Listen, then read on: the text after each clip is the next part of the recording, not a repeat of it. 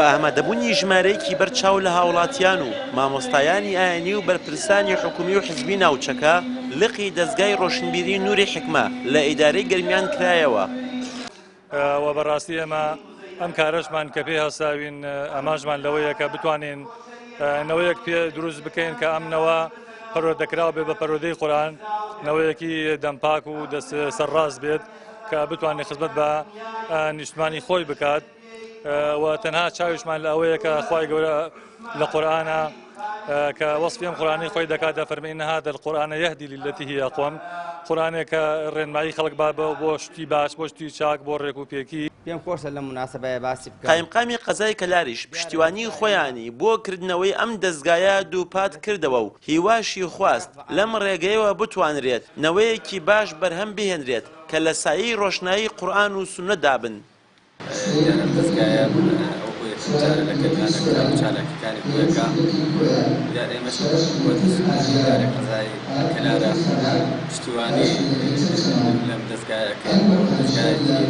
کێڵوازیە پێخوازیە بۆ ئەوەی کۆمەڵێک تابی لێرە نەفێری قورئان و خوێندنەوەی قورئان پێ دەکەین ئەم هەنگاوەی دەستگای ڕۆشنبیری نوری حکمە هەنگاوێک بێ بۆ خزمەتی زیاتر بەگەنجانی ئێمە بکات. سەرۆکی لقی گەرمیانی یەکێتی زانایانی یانی کوردستان کردنەوەی سەنتەری نوری حکمەی بە گرنگ وەسف کرد و ڕایگەیاند ئەوەی خوێنەری قورئانی پیرۆزە دەبێت بەکردداری ڕەفتار بە پیرۆزی قورئانەوە بکات. ڕاستی لەگەڵ هەر کار و کردەوەیەکان کە سوودی مسلمانانی تیابێ دیارە قورئان بەرنامەی قورئان فێربوونی قورئان سوودی دنیا و قیامەتی هەموو مرۆڤەکانی تایە بۆیە ئەمە زۆر لامان پیرۆزە زۆر بە پیرۆزی ئەزانین بۆ ئومێدەوارم ئینشاءالله بێتە هۆی خزمەتکردنی مناڵانی مسلمان و